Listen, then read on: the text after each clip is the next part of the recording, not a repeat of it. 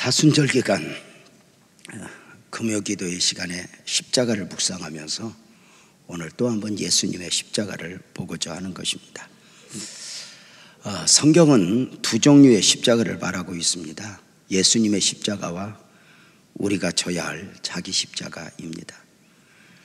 예수님의 십자가는 우리가 믿어야 할 십자가이고, 우리가 져야 할 십자가는 우리가 감당해야 할 사명의 십자가입니다. 예수님이 지실 예수님의 십자가는 주님께서 외로이 마셔야 할 사명의 잔이었습니다. 그 십자가의 잔을 앞에 두고 예수님은 겟세마네 동산에서 처절한 기도의 씨름을 하셨습니다. 내 아버지여, 만일 할만하시거든 이 잔을 내게서 지나가게 하옵소서입니다. 이렇게 피하고 싶었던 만큼이나 십자가의 길은, 십자가의 잔은 처절한 고통이었습니다. 결국 예수님은 나의 원대로 마우시고 아버지 원대로 하옵소서 기도를 바치시고 거절하고 싶으셨던 십자가의 길을 선택하셨습니다. 나의 원대로가 아니어야 했기 때문입니다. 겟세마네 기도를 마치신 예수님은 대제사장, 총독 빌라도, 헤롯 등에게 새벽부터 끌려다니시면서 불법 재판을 받으셔야 했습니다. 재판만 받으시는 것이 아니었습니다. 아시는 바대로 불법 재판의 과정 중에 로마 군병들에 의해 채찍에 맞으시며 처절하게 끌려 다니셔야 했습니다.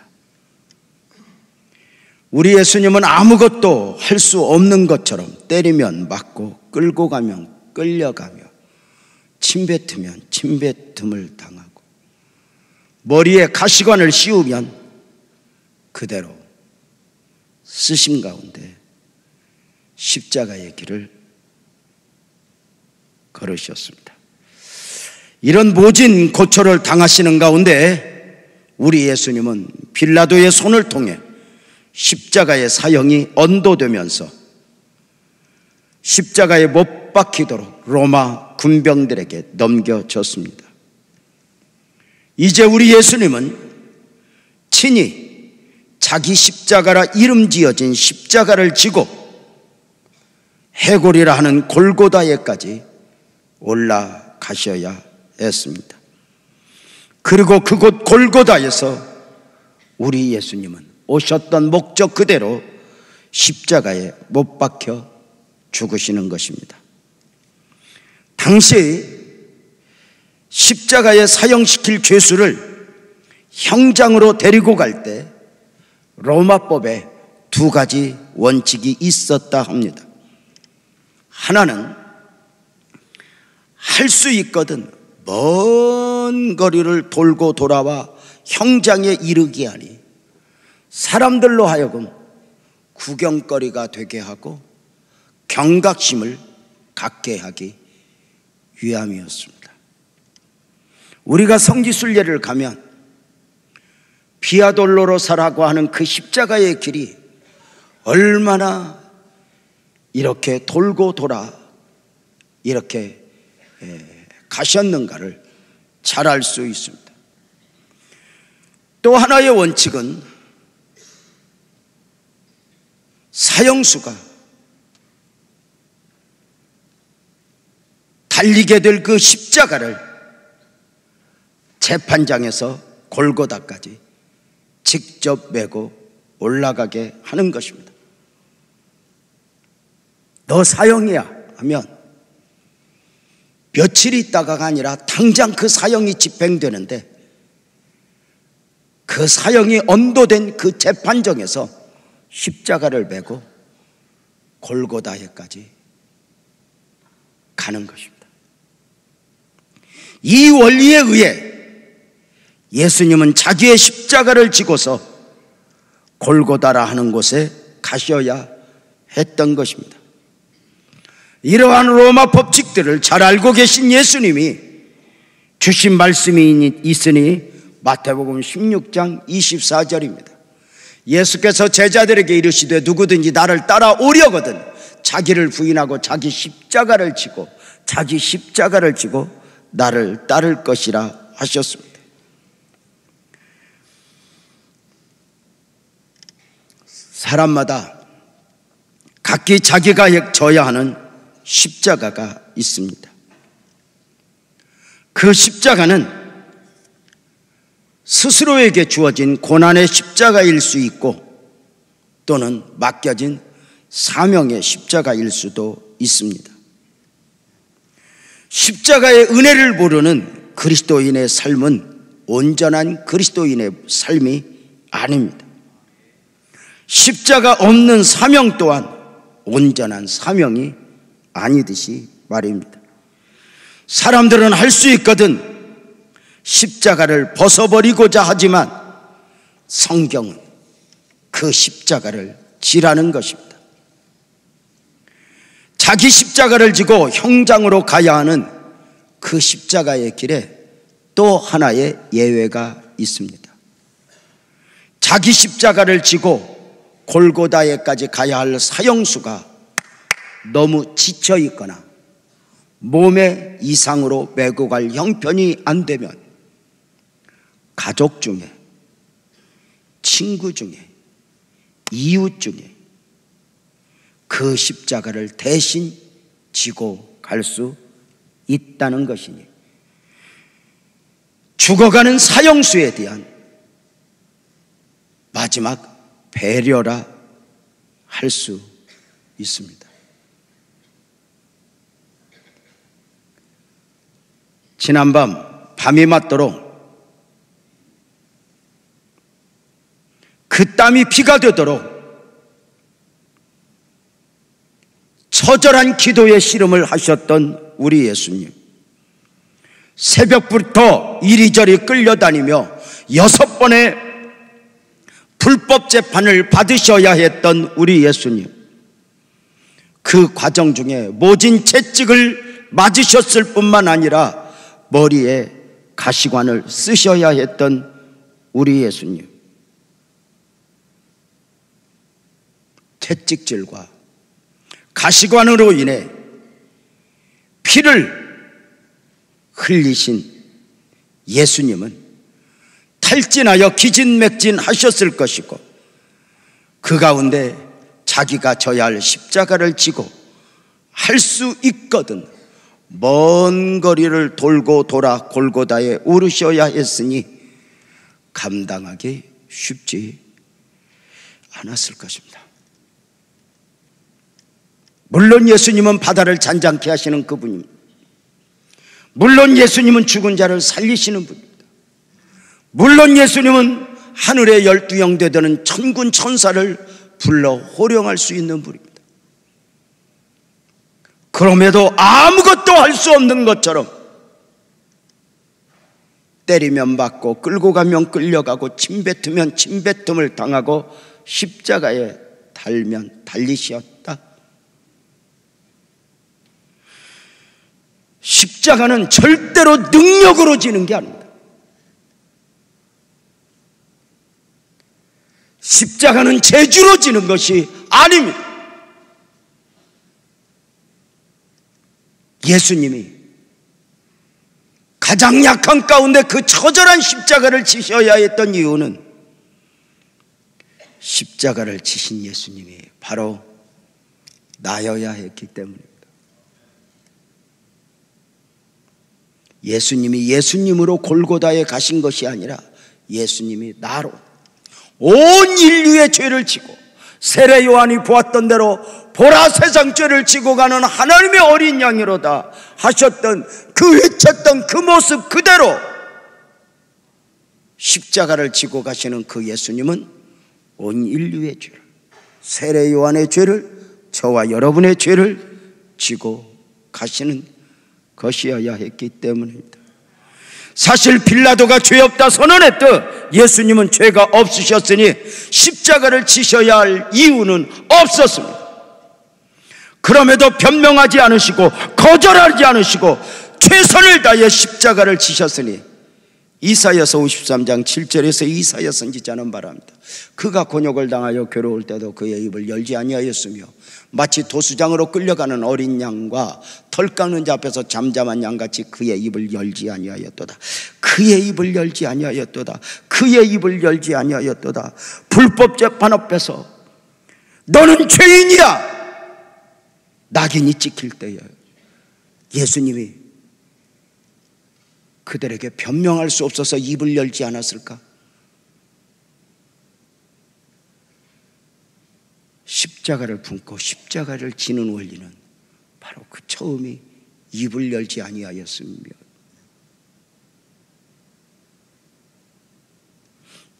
자기 변명, 자기 자존심이 아니었다는 것입니다.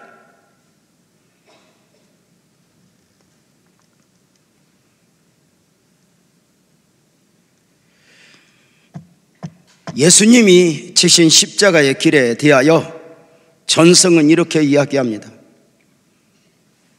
우리 예수님 너무 지치신 육체 가운데 십자가를 지고 골고다에 한 걸음 한 걸음 가시는 길에 예수님은 육체적 한계 때문에 그 십자가의 길에서 14번 쓰러지고 또 쓰러지며 그 길을 가셨다 했습니다. 지치신 예수님에게 그 십자가를 지고 골고다로 향하시는 그 예수님, 쓰러지고 또 쓰러지고 또 쓰러지고 14번이나 쓰러지며 그 길을 가시는 가운데 주님에게 정말 필요한 사람이 누구였겠습니까? 예수님 대신 십자가를 져줄 사람이었습니다. 아마도. 예수님 양쪽 강도는 누군가가 대신에 십자가를 져 주었을지 모르겠습니다. 그러나 예수님의 십자가의 길에는 아무도 없었습니다. 예수님이 14번 쓰러지고 또 쓰러지는 고통 가운데 주변을 살피셨지만 아무도 없습니다. 죽는 데라도 함께 가겠다 했던 베드로도, 오른편 왼편을 욕심내던 야고보, 요한도, 병고침을 받았던 사람들도, 예수님의 옷자락을 잡았던 여인도 보이지 않았습니다. 주님 십자가의 길목에서 많은 사람도 아니라 예수님의 십자가를 대신 져줄 단 한 사람의 필요인데 아무도 없었습니다. 사랑하는 성도님들, 정말 주님의 은혜를 아는 사람이라면 예수님이 필요하다 하실 때 내가 여기 있나이다 할 수 있어야 하지 않겠습니까? 누가 나를 위하여 갈고 할 때 내가 여기 있나이다 할 수 있어야 하는 것 아닙니까?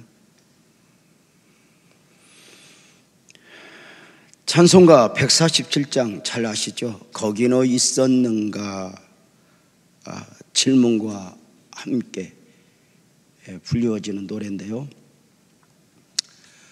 거기 너 있었는가 그때에 주님 그 십자가에 달릴 때, 거기 너 있었는가 그때에 주님 그 나무 위에 달릴 때, 거기 너 있었는가 그때에 주님 그 무덤 속에 누일 때, 거기 너 있었는가 그때에 주님 그 무덤에서 나올 때,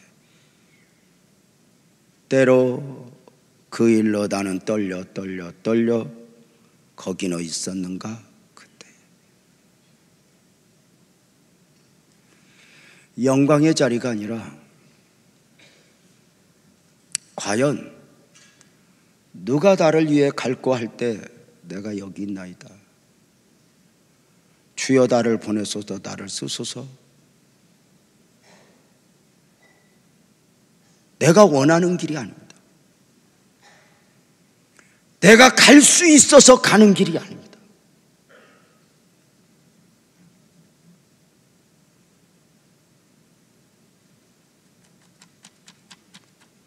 전승에 의하면 예수님이 십자가를 지고 비아 돌로로사 그 길을 가시는 중에 14번째 쓰러졌을 때 무릎이 탁 깨져 탈골되어 더 이상 걸을 수도 십자가를 메고 더 일어나실 수 없게 되었다 합니다. 쓰러지고 또 쓰러지고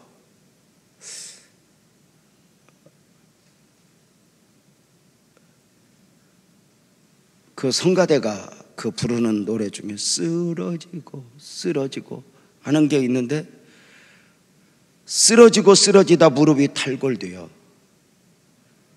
더 이상 걸을 수 없게 되자 로마 군병들은 사정없이 예수님을 향하여 채찍질 하다가 무릎이 탈골되어 더 걸을 수 없음을 확인하고 주변에 저 골고다에까지 대신 십자가를 질 사람을 찾았으니 바로 그 사람이 구레네 사람 시몬이었습니다. 시골에서 올라온 구레네 사람 시몬이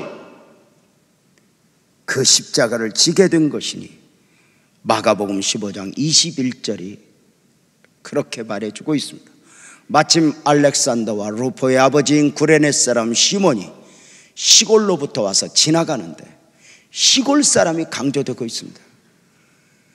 그들이 그를 억지로 같이 가게 하여 예수의 십자가를 지웠다, 이렇게 말합니다. 로마 군병이 구레네 사람 시몬 앞에서 예수님이 쓰러졌을 때 14번째 쓰러져 무릎이 탈골되어 더 이상 걸을 수 없을 때 주변을 살피다가 구레네 사람 시몬, 만만해 보이는 시몬, 네가 와서 매 한 것입니다. 시골 사람이라고 강조되어 있습니다. 원래 시골 사람은 순사를 무서워합니다. 저 어릴 적 시골에 살 때 내 친구 형아가 순경이었는데 그 마루 위에 순경 사진을 걸어놓고 사는 그것으로 인해 나는 평생 그 친구를 이겨본 적이 없습니다. 나는 그 친구에게 욕만 해도 나는 끌려가는 줄 알았습니다. 그 친구는 나한테 지랄을 해도 나는 늘 삼가 겸손해야 했습니다. 도신놈 보고 너 십자가를 져 그러면 내가 왜요? 십자가는 때로 똑똑해 보이는 사람이 매는 게 아닙니다.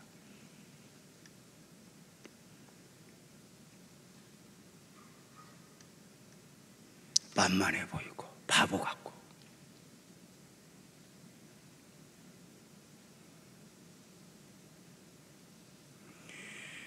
구레네 사람 시몬은 유월절을 지키러 예루살렘에 왔다가 한 사형수가 십자가를 지고 골고다 길에 오른다 소리를 듣고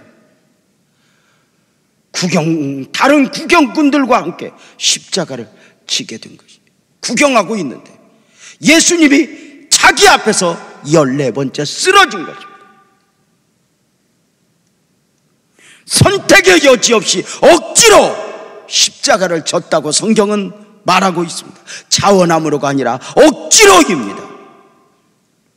구레네 사람 시몬은 어쩌면 예수님을 향하여 원망했을지 모릅니다. 왜 하필 내 앞에서 쓰러져서 난리냐고. 골고다 길에 오르는 동안 나는 이 십자가 안 질 거라고 왜 너 때문에 내가 이 고생이냐고 예수님을 향하여 어쩌면 온갖 눈총을 날리며 십자가를 지고 갔습니다. 정말 못난 놈들의 특징이 있습니다. 로마 군병한테는 말을 못하고 자기 앞에 쓰러진 예수님을 향하여 말입니다. 중요한 것은 그가 억지로 했지만 그 십자가를 지고 골고다에까지 올랐다는 것입니다. 억지로 지게 된 예수님의 십자가, 구레네 사람 시몬이면 십자가는 어떤 십자가입니까? 이 십자가의 원리를 이 밤에 또 한번 잘 헤아려 품었으면 좋겠다 싶은데요, 이렇게 말씀을 드리고 싶습니다. 예수님을 대신해서 시몬이 졌던 예수님의 십자가는 처음부터 예수님의 십자가가 아니었다고 말입니다. 왜일까요? 예수님은 죄가 없으시니 근본적으로 십자가를 지셔야 할 이유가 없었습니다. 죄 없으신 예수님이 십자가를 지셔야 했던 이유는 자기 백성의 죄를 대신한 대속의 십자가입니다. 처음부터 예수님은 그 십자가가 예수님의 십자가가 아니라 누군가의 십자가, 바로 시몬의 죄를 대속하여 십자가를 지고 골고다 길에 가셨던 것입니다. 구레네 사람 시몬이 자신 앞에 쓰러져 그 일어날 수 없는 그 예수님의 십자가를 대신 어깨에 지고 골고다에 오르는 동안 왜 하필 내 앞에서 쓰러졌어? 왜 내가 왜 당신 십자가를 져야 돼? 온갖 눈치를 하며 십자가를 지고 골고다에까지 올랐는데 나 좀 깨닫고 보니 그 십자가는 예수님의 십자가를 내가 대신 진 것이 아니라 자신의 십자가를 자신이 지고 있었다는 것입니다. 이것이 바로 구레네 사람이 깨달은 십자가의 원리입니다. 다시 말씀을 드리지만 예수님은 십자가를 지셔야 할 이유가 처음부터 없었습니다. 우리의 십자가를, 우리가 져야 할 십자가를 주님이 지시고 골고다에 오르신 것입니다. 구레네 사람 시몬이 억지로 십자가를 졌다고 말하지만 억지로가 아니어야 했던 이유는, 아니 억지로라도 져야 했던 이유는 그 십자가는 마땅히 시몬 자신의 것이었기 때문입니다. 내가 져야 할 십자가를 예수님이 지셨다가 때가 되면 내 앞에 쓰러져 이제 자기 십자가는 자기가 지라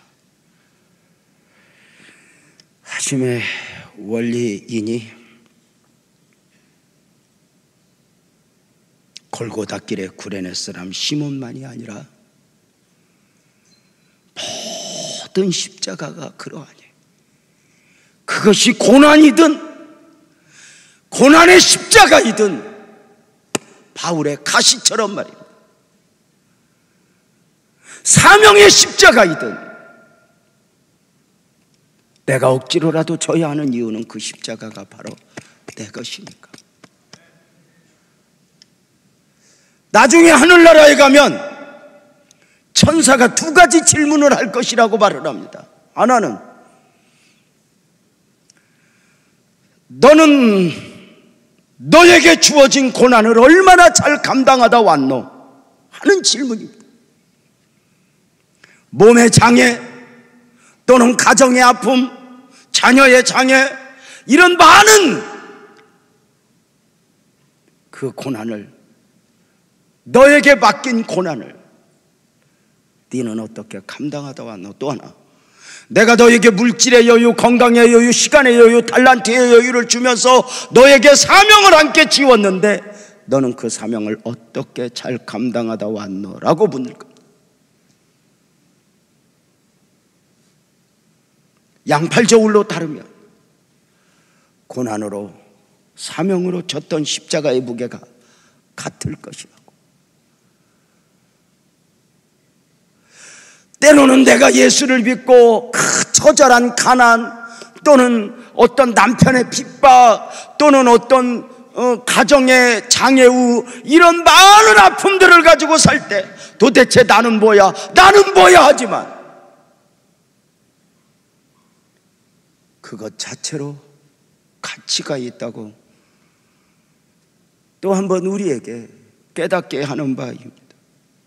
자, 고난이든 사명이든 내 앞에 쓰러진 예수님 그리고 내게 맡겨진 십자가는 주님이 허락하신 십자가이다. 왜 사람들이 십자가 앞에서 힘들다 합니까? 십자가를 지면서 십자가를 감당하면서 내 것이 아니라고 생각하기 때문입니다. 내가 져야 할 십자가가 아니라 생각하기에 언제든지 그 십자가를 거절할 수 있다 생각하는 것입니다. 그러나 아십니까? 십자가를 거절하면 십자가만 거절하게 되는 것이 아니라 십자가와 함께 담겨진 복을 놓아버리게 되는 것입니다. 교회에서도 어느 날 예수님이 내 앞에 쓰러지듯 내게 사명이 맡겨질 때 그 사명의 십자가가 내 것이라고 여겨야 그 십자가에 담긴 복을 누릴 수가 있습니다. 마귀가 주는 마음은 억지로 믿어주게, 억지로 사명 감당하게 하고 교회도 억지로 다녀준다고 생각하니까 힘든 겁니다.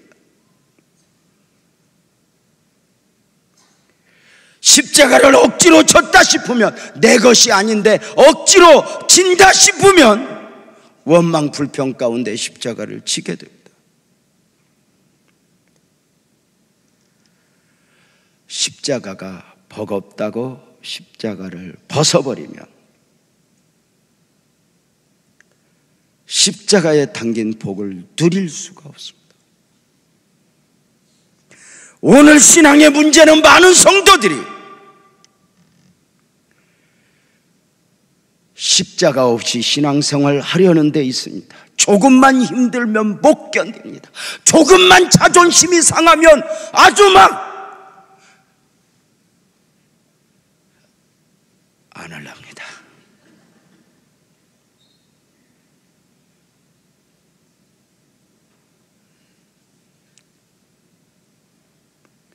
털 깎는 자 앞에서 잠잠한 어린 양처럼 그 입을 열지 아니하였으며 좀 억울하면 어때요? 좀 힘들면 어때요? 그래서 십자가가 있잖아요. 평생에 자존심 상했다고 자존심에 매인받으여 자신의 앞으로에 펼쳐진 그 비틀거리는 모습들, 예수를 믿던 아니 믿던 과거의 상처에 매여 내 인생을 망가뜨리면 그거 바보 아닙니까? 누구 때문에, 무엇 때문에?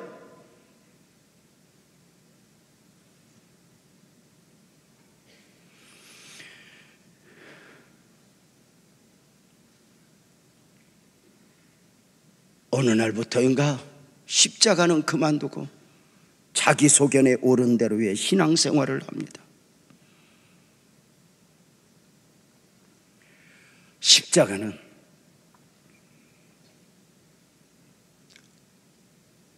내 십자가 이것을 그저 내가 맡긴 십자가 이걸 비련 없이 지게 되면 그 안에 은혜가 있는 거 아닐까?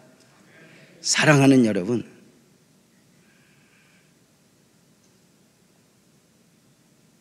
십자가는 다른 사람은 왜 그렇게 가볍게 보이는데 내 십자가는 왜 그렇게 무거워 보이는가? 그래서 십자가를 바꾸고 싶은가? 어떤 장로님 이야기가 있어요. 어떤 장로님 십자가에 대한 재미있는 이야기인데, 장로님 한 분이 왜 내 십자가는 교회 가도 무겁고 가정에 가도 무거운가. 아이고, 이놈의 십자가 이거 아주 지겨운 거예요, 십자가가. 그래서 아이고, 이 십자가를 어떻게 하는가 보니까 세상에 어느 물물교환 센터가 딱 있는데 십자가를 바꿔준다는 거예요. 그래서 그 자기 십자가를 질질 끄고 가서 나 이 십자가 너무 무거운데 좀 가벼운 걸로 좀 바꿀 수 있겠어 그랬더니 십자가 바꿔주는 분이 그냥 가시는 게 나을 텐데 바꾸어 달라고 그랬더니 그럼 골라보라고 그랬더니 손바닥만한 십자가가 저기 걸려있으니까 그거 주시오. 그래서 아이고 그거 가지고 얼마나 호주머니 있다 넣었다 꺼냈다 십자가 없이 살듯이 만만해 보여. 십자가는 절대 만만한 게 아닙니다. 버거워야 됩니다. 교회의 사명도 버거운 것이어야 십자가 정신이 있고 은혜가 있는 것이지 만만하면 안 돼. 그 장로님 손바닥만한 십자가 탁 치고 살다 보니 십자가가 어디 있는 줄도 몰라. 잘 찾아봐야 있어. 그렇게 살다가 이제 때가 되어 이제 천국에 가야 할 때가 있어. 마지막 관문인 요단강 앞에 왔는데 요단강을 어떻게 건너? 다리가 없어. 처음부터 요단강은 다리가 없어. 근데 각자 요단강을 어떻게 건너나 보니까 자기가 지고 오던 십자가를 탁 놓으면 다리가 되어서 걸어가는 거야. 그래서 자기 십자가를 잘 찾아갖고 탁 놨더니 물속에 빠져버렸어. 왜 내 십자가만 빠지냐고 막 열을 거기서 내는데 그 요단강 관리인이 와서 당신 십자가 바꿨지?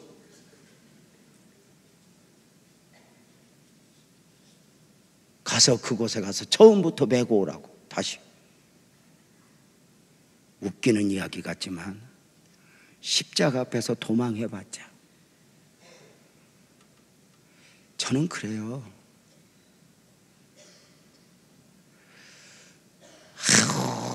그냥 너무 힘들어. 다 편하게 좀 살래 하고 일부러 도망가면 더 힘든 거 만나는. 저는 어릴 때부터 이렇게 살면서 배운 게 있어요. 물론 요셉을 통해서 제가 많이 배우기도 했지만 삶으로 품으면서 배우기도 했지만 감옥이면 감옥, 노예면 노예, 사람이면 사람, 하나님이 붙여주셨다. 여러분, 나는 왜 이렇게 곤고하게 살아가? 그러지 마. 여러분이 뭐가 곤고해? 이 정도 먹고 이 정도 자고 이 정도 입고 살면 되는 거요. 아멘 안 해요? 지금 여러분들이 지금 얼마나 지금 복을 누리고 사는데, 여러분 우리나라 사람 어려울 때, 저 어릴 때 생각해 보면 정말 은혜요. 여러분 일본 나 갔다 오고 미국 갔다 와봐도 집집마다 호텔마다 비데 있는 나라는, 화장실에 비데 있는 나라는 우리나라밖에 없어. 일본도 미국도 없어. 그래서 내가 하나님 감사합니다. 우리나라 사람들은 똥꼬도 호사를 누리고 삽니다. 원래 우리 똥꼬는 그 비데가 아니요 호박잎이지.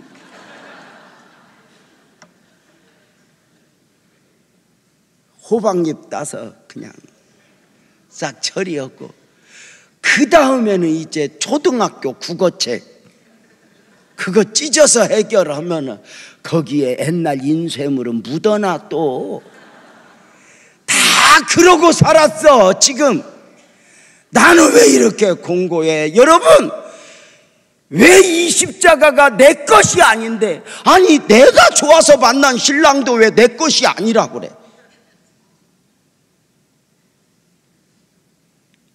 이해가 안 되는 척 하는 거야.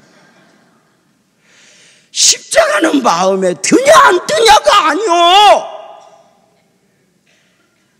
내 앞에 펼쳐진 환경은 내 마음에 드냐 안 드냐가 아니오. 이 안에서 십자가의 영성을 가지고 감당하는 것이지.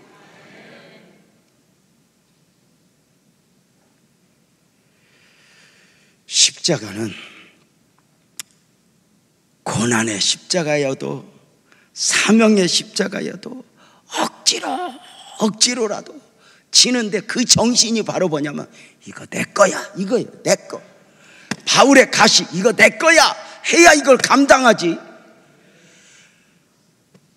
쓰잘데기 없이 뭐 이거 왜 있습니까? 기도해봤자 주님이 기가 막혀서 말도 안 해. 2번 정도는. 3번째 지랄하고 기도하니까 네 은혜가 족하다 그러고 끝내. 여러분 남편 때문에 백날 울어봐. 여러분은 영적으로 민감하지 않으니까 한 10번은 해야 돼. 기가 막혀서 놓아도 10번째 하다가 그 신랑이 너한테 딱 맞다 그래? 아멘 안 해요? 여러분, 왜 나는 이렇게 공고해야 되냐? 왜 나는 이렇게 힘들어야 되냐? 도대체 뭘 보면서 그렇게 생각해? 뭐가? 내가 우리 개띠 장경자 권사님을 좋아하는데, 내가 좋아하기로 작정한 이유가 딱 하나 있어. 우리 임창석 장로님이 성전 건축할 때 매일 새벽 4시에 나와서 위에부터 아래까지 살피면서 일을 하는 중에 가끔 들려오는 오해가 있잖아요. 이런 소리 저런 소리 들으니까 지친 임 장로님이 집에 가서 아내 앞에서라도 위로받으려고, 여보 나 그만할까? 사표 댈까? 진짜 못해 먹겠다. 그때 개띠가 그랬다는 거예요. 당신이 지금 채찍에 받기를 했냐, 감옥에 가기를 했냐, 그것도 각오 안 하고 그 건축을 맡으려고 했냐? 쓰잘데기 없는 소리 하지 말고 가서 잠이나 자고 빨리 나가라고 그랬대요. 그래서 내가 저 개띠 내가 평생 좋아하기로 했어. 여러분 봐요. 십자가가 만만해 보여요? 칭찬 들어요? 버거운 거요.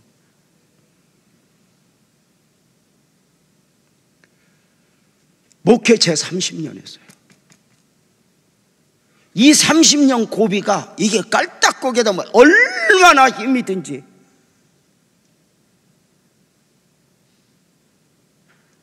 제일 힘든 게 이번 주간 설교 어떻게 하지? 지난 30년 매주 한 고개 넘었는데 또 힘든 거야.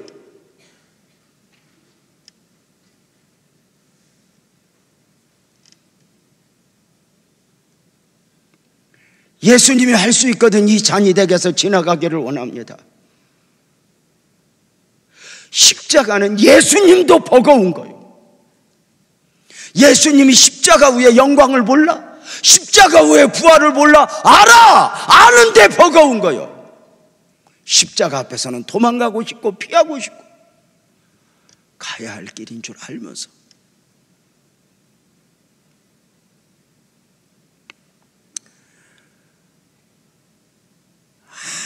아무리 힘든 환경이 와도 이것이 내 것이다 해야 되는데 마귀는 안 그래. 제가 교회에서 봉사하는 걸 이렇게 헌신하는 것에 대해서 뭐라고 이야기를 해요? 교회의 헌신은 봉사정신이 아니라 사명정신으로 해야 돼. 봉사정신은 뭐요? 내 일이 아닌데 해주는 거예요. 기분 나쁘면 안 해도 돼. 근데 사명은 그게 내 일이야. 내가 할 일이야.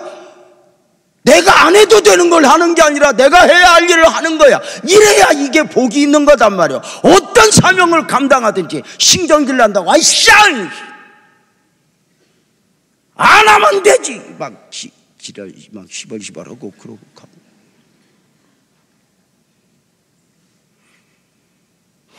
언젠가는 찬양하다가 어떤 놈은 기타를 집어 던지고 갔거든. 선부성절에 있을 때 기타를 찌꺼만 깨졌지.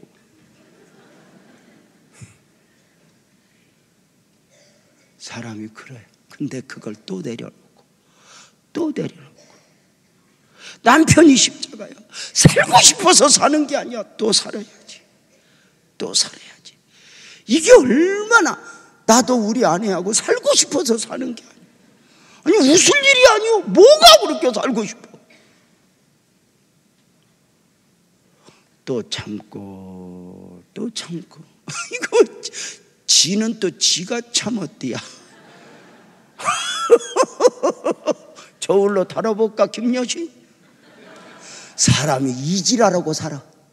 부부는 한 몸인데, 너는 나고 나는 너고 한 몸인데 이러고 살아? 따로따로 생각하고? 그러면 안 되는 거지.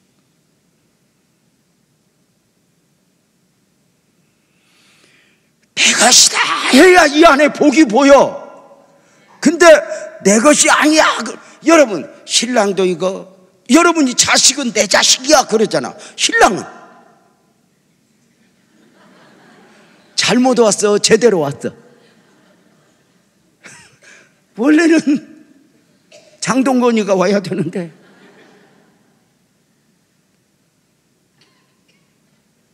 여러분이 고소영이 아니야. 정신을 잘 차려. 여러분 봐요. 우리는 무엇이든지 십자가에 결국 하늘을 보며, 그래서 힘든 일을 만나면 내가 어떻게 안 힘들게 이러면 안 돼. 힘들라면 힘들어 봐라. 어디까지 힘든가 한번 보자. 가는 거야. 그래서 가다 말면 힘든 것만 남고 끝까지 가면 간증이 남는다. 이러는 거 아닐까? 억지로 십자가를 지게 된 시몬이 받은 축복은 어떤 축복일까? 놀라운 것은 시몬이 받았던 가장 큰 축복이 무엇이었냐면, 예수님의 십자가를 준비하고 졌던 것이 아니라 억지로 엄격결에 내 앞에 쓰러지자 그 십자가를 지고 갔는데, 그 십자가가 자기 십자가인 걸 모르고 왜 내 앞에 쓰러졌어? 왜 내가 이걸 져야 돼? 온갖 눈치를 주며 이렇게 올라가서 그날 가다가 여기가 상처가 났어. 십자가를 진 흔적이 몸에 담긴 거예요.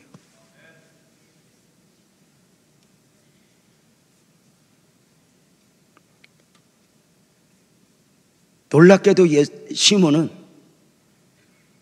영광스러운 예수의 흔적을 가진 사람이 된 거예요.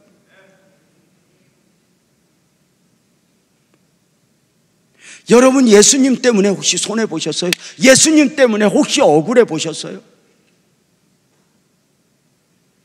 예수님 때문에 누명 써 보셨어요?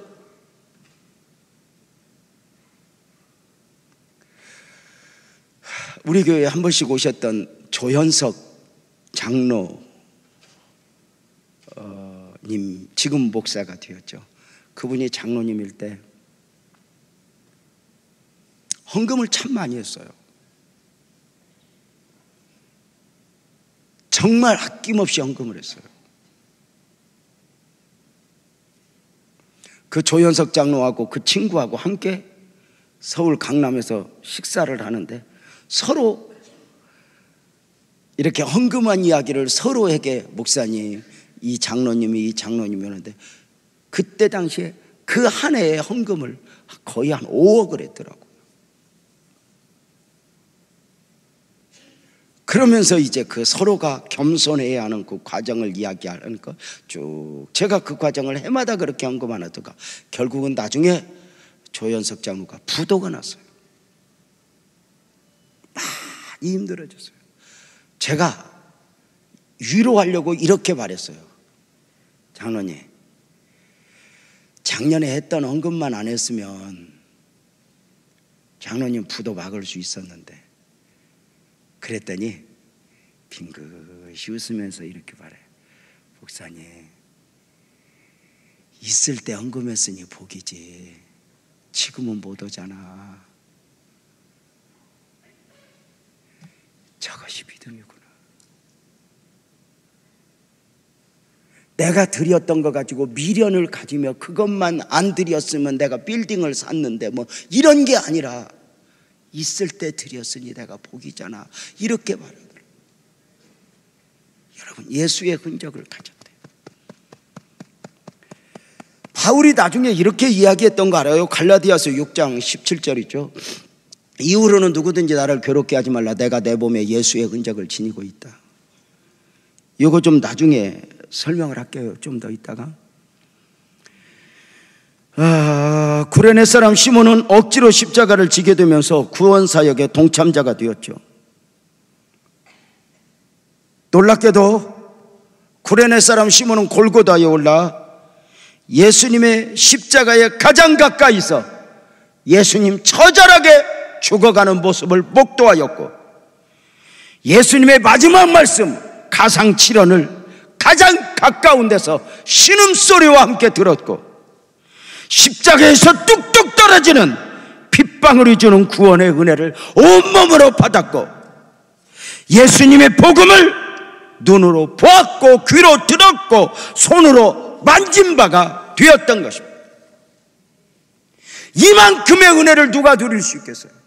저는 오늘 이 밤에 여러분 조금 있다 십자가에 찬송을 할 때 그 십자가에서 뚝뚝 떨어지는 보혈의 은혜가 여러분에게 머리끝에서 발끝까지 적실 수 있기를 주님의 이름으로 축복합니다. 구레네 사람 시몬의 가정은 위대한 믿음의 가정이 되었으니 사도행전 13장 1절에 안디옥 교회 지도자 5명을 말하고 있을 때 그 중에 한 명이 시몬입니다. 당시 안디옥교회는 최고의 모범적 교회로 최초로 선교사를 보낸 교회요, 처음 그리스도인이라 불리웠던 교회였습니다. 처음 억지로 십자가를 지게 된 것이 은혜가 되어 안디옥 교회의 기둥이 되었으니 하나님께서 그를 하늘의 별과 같이 빛나게 하신 것입니다. 예수의 흔적을 보며 가진 시몬은 나중 바울, 그 복음서를 기록한 그 서신서를 기록한 바울에게 영적 영향을 주는 영적 지도자가 되었으니, 바울은 로마서를 마무리하면서 고마움의 인사를 하게 되는 가운데 로마서 16장 13절을 통해서 이렇게 인사해요. 주 안에서 택하심을 입은 루포와 그의 어머니에게 문하라. 그의 어머니는 곧 내 어머니다. 자, 무슨 이야기냐면 바울 사도가 예수님을 만나고 사도가 뒤에 처음 부임을 사역지로 부임을 받아 간 교회가 안디옥 교회입니다. 당시 늘 솔로로 혼자 살았던 바울이 안디옥 교회에 가서 사역을 감당하는 데 있어서 많은 도움이 필요했습니다.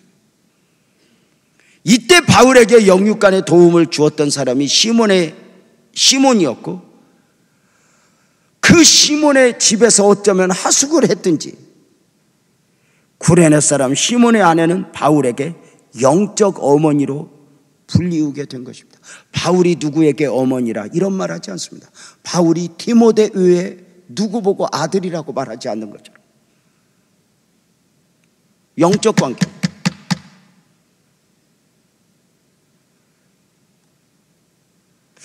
구레네 사람 시몬은 억지로 십자가를 지면서 자기 집에 머물게 된 그 바울에게 자기가 경험한 십자가, 복음, 이것을 아마 식사할 때마다 바울 내 말 좀 들어봐, 내 말 좀 들어봐 하고 설명했을 거예요. 저는 군대 갔다 온 이야기를 안 해요. 왜냐하면 방위니까. 저는 뭐 별로 할 얘기가 없어요. 방위니까 해도 봄도 안 나. 빛깔나는 이야기가 있는데 방위니까.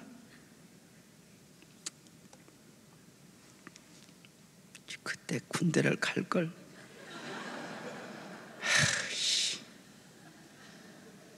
방위니까. 내가 우리 교회 청년놈 하나가 옛날에 선부성절이 나 방위인 거 알고 놀려먹는 거야. 목사님 병장하고 방위하고 총 쏘면 소리가 다른데 아세요?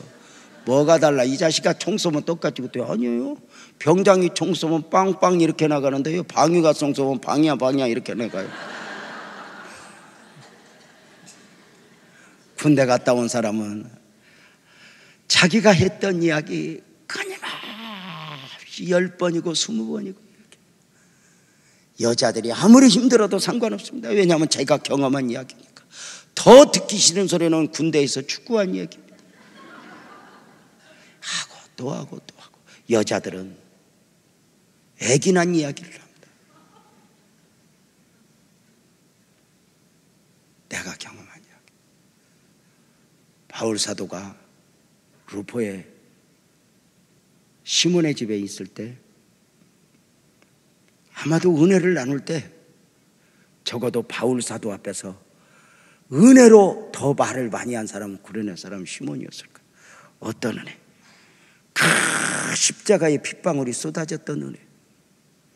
가상칠언을 그 예수님이 어떤 표정으로 어떤 마음으로 하셨는가, 그 이야기들 내가 경험했던 거죠. 그리고 또 아마 100번도 더 보여줬겠지만 또 이야기하다가 흥분하면 여기 보라고, 여기 이게 십자가 치고 이게 까진 거라고, 여기 보라고 보았어. 근데 또 보래. 왜? 내가 경험한 거야. 언제나 처음 한 것처럼.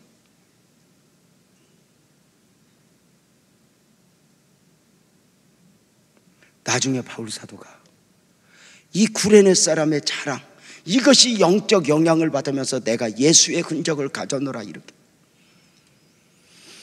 40에 하나 감암매 5번 받고 3번 대장으로 마면서 몸에 흉터가 없었겠어?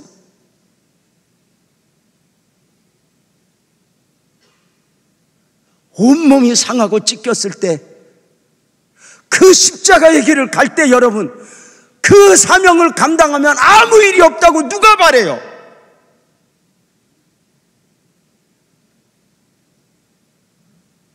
주님, 내가 이 사명 감당할 때니 우한질고 없애주세요. 이게 기독교의 아니란 말이요.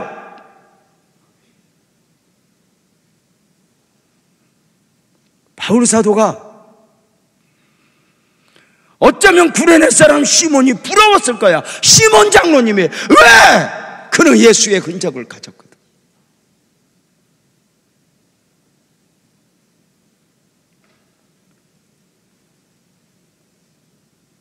복음 안에서 자기는 믿었지만 구레네 사람 시몬은 눈으로 봤잖아. 그 복음을. 핏방울을 맞았잖아.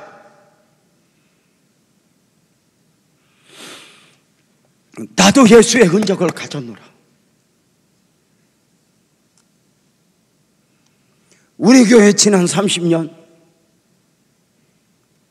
연수? 죄송해요. 연수는 100년 된 교회도 있고 120년 된 교회도 있어요. 그게 더 큰 교회도 많아요.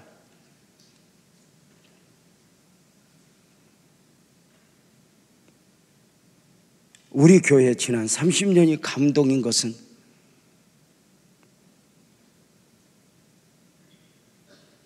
개인적으로는 이렇게 고백해요. 우리 교회 역사 안에는 예수의 흔적이 묻어 있다고. 울었지만 아팠지만 여러분, 지나온 여러분의 삶이 그냥 힘들었다, 그냥 어렵게 살았다, 이건 간증이 아니란 말이에요.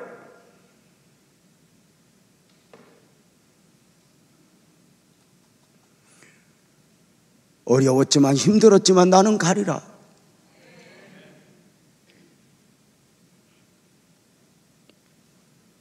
이 구레네 사람 시몬은 얼마나 영적인 축복을 누리며 바울에게까지 영적 영향을 주는, 여러분 어때요? 이 사건이 우리에게 주는 교훈은 뭐예요? 십자가는 억지로라도 지는 거라고 이야기했어요.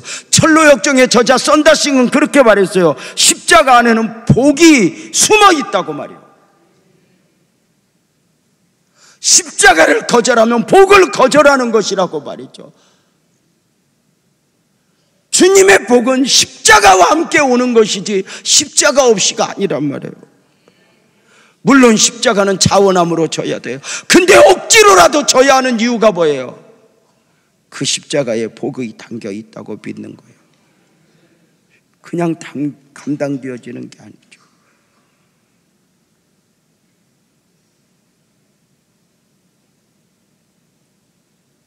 십자가는 어느 날 갑자기 준비하고 베는 게 아니에요. 갑자기 예수님이 내 앞에 와서 쓰러지는 거예요. 갑자기 내 앞에 네가 이것 좀 감당해다 하고 떨어지는 거예요.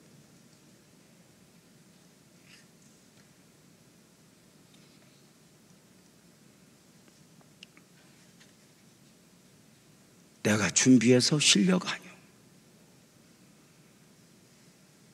교회에서든지 가정에서든지 말이요. 십자가를 골라서 아니잖아요. 바울은 자기 자신 안에 있는 몸 안의 가시, 사탄의 가시, 얼마나 힘들었으면 그 사탄의 가시라 그래. 근데 그걸 감사로 배웠고, 다윗은 사울이라는 십자가 앞에서 도망가지 않았고,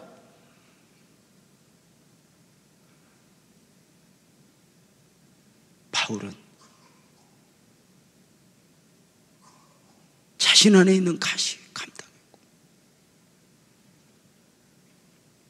그 십자가 앞에서, 사울이라는 십자가 앞에서 다윗은 왕 중의 왕으로, 요셉은 노예라고 하는 그 처절한 환경 속에서, 감옥이라고 하는 처절한 환경 속에서 하나님이 예비하셨던 생명 구원의 사명을 감당하는 자로의 성장을 이루어, 광야에서 성장하고 십자가 앞에서 우리가 믿음이 성장하는 것이지 닐 일이야 아니란 말이에요.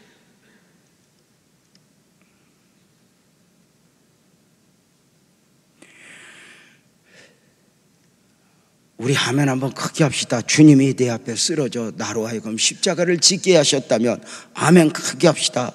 감당할 능력도 주시는 거예요. 십자가 안에는 축복이 담겨 있는 거예요. 여러분, 십자가 안에는 축복이 담겨 있어요. 우리 교회 힘들고 어려웠을 때 목사로서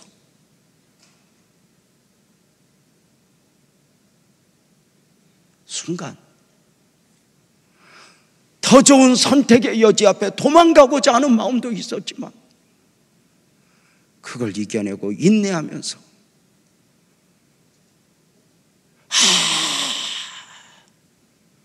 저는 아마 도망갔으면, 더 좋은 환경을 찾아 헤맸으면 저는 개인적으로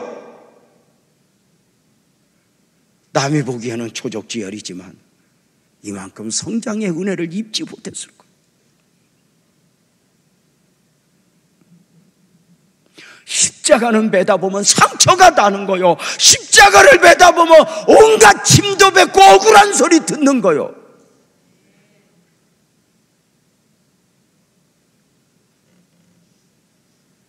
십자가 옆에서 도망가고 싶어요. 당연하지. 예수님도 그랬는데.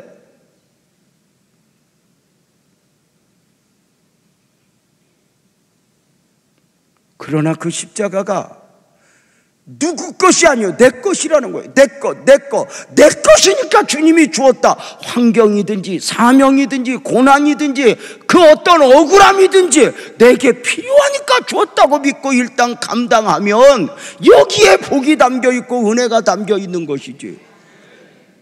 무슨 뷔페 식당도 아닌데 골라서 먹어? 아니잖아. 그래서 울고 주님 나라 가만데 눈물 닦아주셔야 됩니다. 그래서 여기서 힘들었어야 주님 나라 가면 눈물을 닦아주지. 너무 좋았다 간 사람은 뽀송뽀송해갖고. 여러분, 십자가는 상처도 나는 거요. 마음의 상처, 삶의 상처.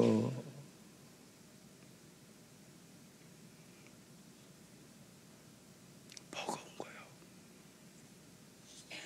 너무 좋은 거, 옳은 거, 큰 거. 교회는 기업이 아니요. 잘 되는 쪽으로 가는 게 아니요.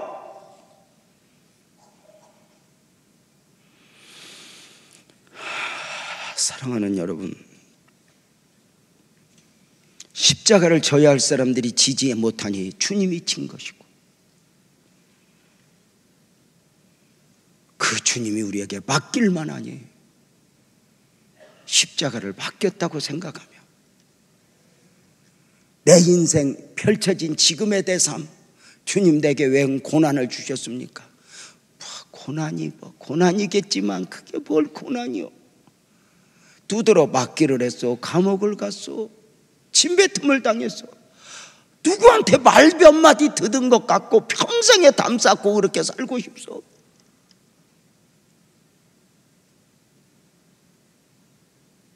보라, 이전 것은 지나갔으니 새 것이 되었도다. 앞으로 갈 일도 많은데 과거에 매이고 사람에게 매이면서 무슨, 이 사순절 기간에 아멘 합시다. 과거를 정리할지어다. 과거에 사람에게 매인 것 정리할지어다. 보라, 이전 것은 지나갔으니 새 것이 되었도다. 앞으로를 향하여 달려갈 수 있는 은혜가 있기를 축복합니다. 우리 크게 아멘 합시다. 십자가는 축복입니다. 십자가는 능력입니다. 십자가는 나에게 절대 필요입니다. 그 십자가 아무에게나 맡기지 않습니다. 주님이 아무 앞에서 쓰러진 것이 아닙니다.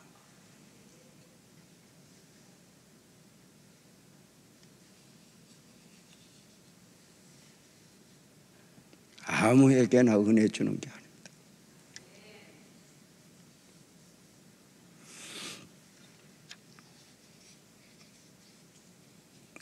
그 십자가를 때로는 주님이 내게 부탁한 것입니다.